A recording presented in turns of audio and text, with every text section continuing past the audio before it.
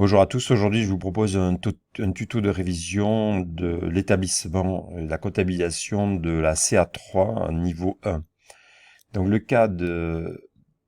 que je vais vous proposer concerne une entreprise qui est un magasin qui dépend d'une centrale d'achat où ce magasin s'alimente, enfin se réapprovisionne et il peut faire aussi appel à des achats extérieurs en dehors de la centrale d'achat.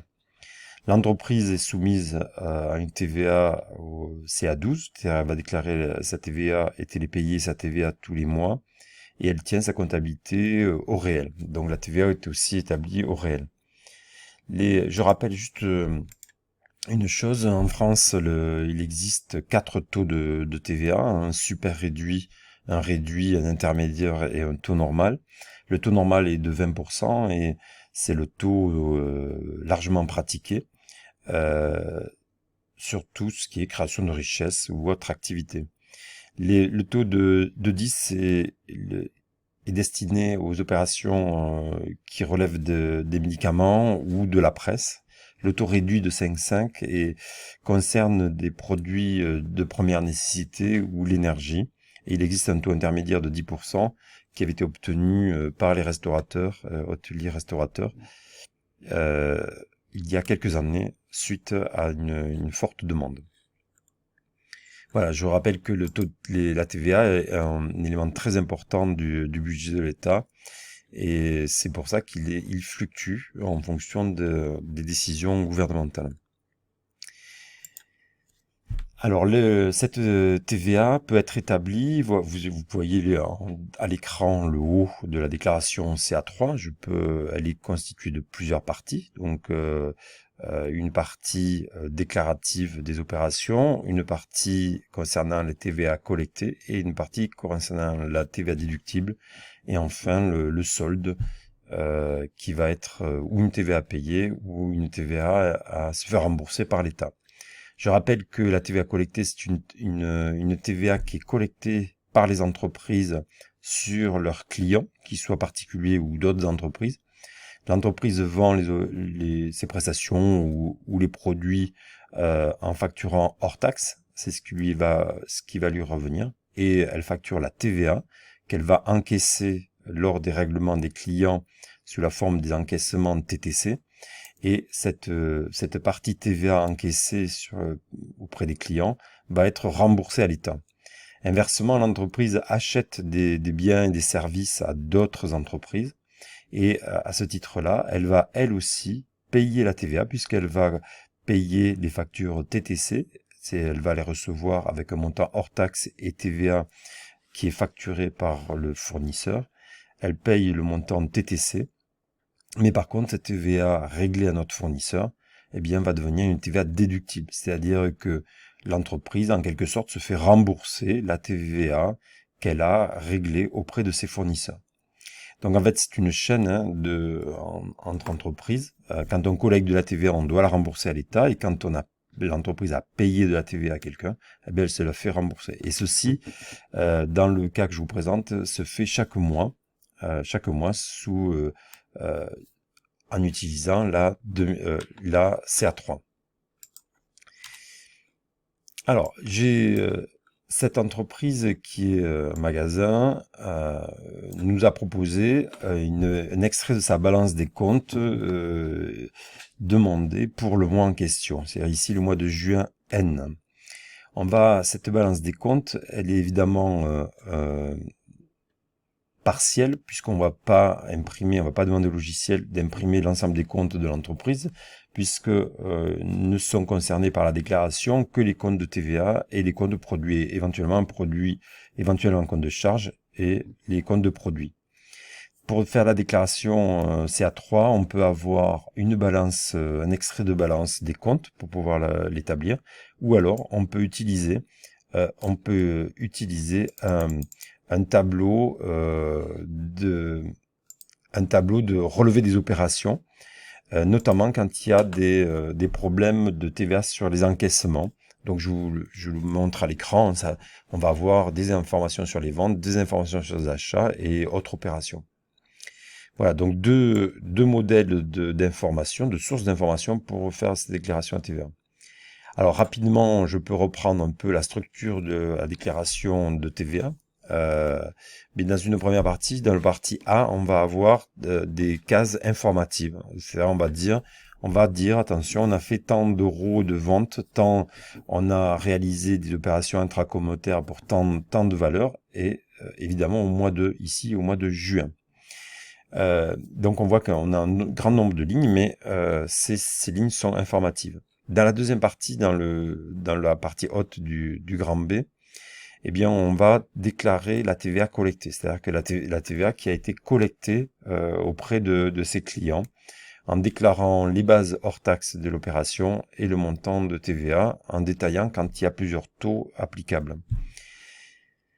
Donc cette partie-là va permettre l'addition de TVA collectée au cours de l'exercice, et on va compléter cette cellule, la 16.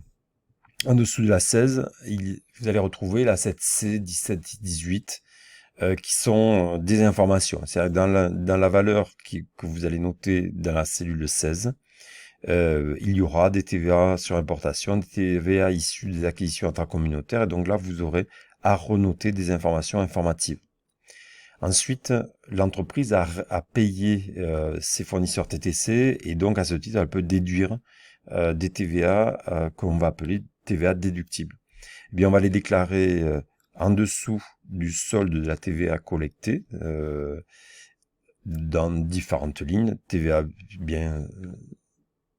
déductible sur biens constituant des immobilisations, TVA sur biens et services, et on va voir comment ça fonctionne. Au total, on va déterminer le cumul des TVA déductibles et on va faire la différence. Si l'entreprise doit rembourser plus de TVA qu'elle ne doit se faire rembourser par l'État, eh bien, elle a une TVA à payer et on va la noter dans la partie basse de la déclaration.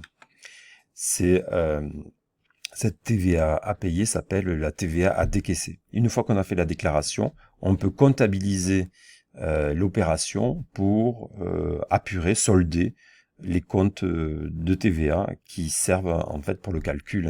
Ces comptes de TVA servent à comptabiliser les opérations et faire la déclaration. Donc voilà, donc je vais rentrer dans le détail de la balance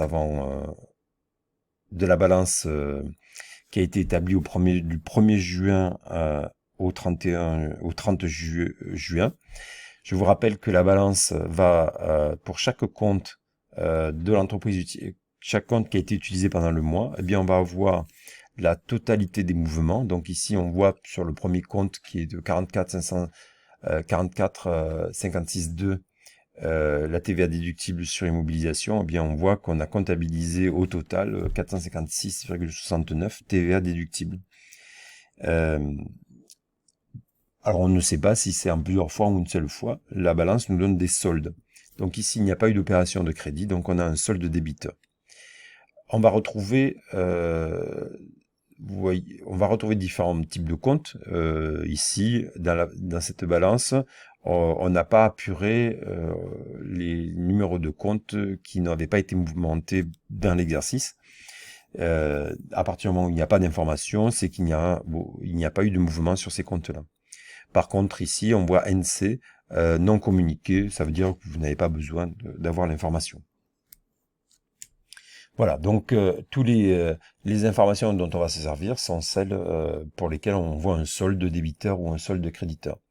Alors dans un premier temps, on va déclarer les revenus, on va déclarer la TVA collectée, et pour ça on doit compléter la base hors taxe de calcul de chaque taux, 20, 5 ou 10, ou de 10 ici, et on va noter la base hors taxe de l'activité et le montant correspondant. Alors par exemple, en taux de TVA à 20, il y a eu deux catégories de ventes qui sont assujetties à 20, c'est-à-dire on a utilisé le 707.003 une TVA à 20 et le 707.004 TVA à 20. Donc on va additionner les deux montants hors taxe des ventes assujetties à une TVA à 20 et on va la déclarer dans la cellule correspondante à la TVA à 20. Donc je l'avais déjà fait et il ne faut pas oublier que dans la déclaration de TVA et dans toute liasse fiscale française, on doit arrondir obligatoirement à l'euro près les bases hors taxe et les TVA. Donc une fois qu'on a fait, on a repéré les opérations hors taxe dans la balance, on les reporte dans la déclaration. On avait ici des ventes à 20, on a une TVA à 5. Donc pour 530,32, donc on va y noter 530 dans la base hors taxe du taux à 5,5. Donc je regarde, le taux est bien à 5,5. Donc je déclare 530 euros. Ensuite, je vais multiplier par 20 par le taux correspondant par 20% pour la première ligne et 5,5 pour la deuxième. Et je vais arrondir les résultats. Voilà, donc en fait, sur la déclaration, on est en train de dire, on déclare 11 512 euros de TVA à 20,20 et 29 euros de TVA à 5,5 qu'on doit payer à l'État. Ici, dans la partie déclarative, on va noter les informations.